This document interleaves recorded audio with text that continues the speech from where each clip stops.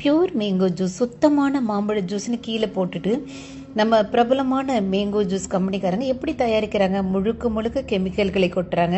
மாம்பழம் போலவே நிறம் வர்றதுக்கான நிறப்பொடிகள், கெடாமல் இருக்கிறதுக்கு நிறைய விஷத்தன்மையுள்ள கெமிக்கல்களை கொட்டுறாங்க. மாம்பழம் போலவே நிறம் வருவதற்கு, தோற்றம் வருவதற்கான கெமிக்கல்களை வண்டி வண்டியாக கொட்டுறாங்க. ஆனால் 1% கூட, ஒரு படம் கூட நிஜமான மாம்பழம் இதில் சேர்க்கப்படலை. அச்சசலாக நம்ம இது குடிச்சு பார்த்தா மாம்பழம் மாதிரியே அவ்வளோ ஒரு மனம், சுவை, ருசி. பழ ஜூஸ்ன்னு விற்கிறதுல பழங்களே இருக்கிறது இல்ல.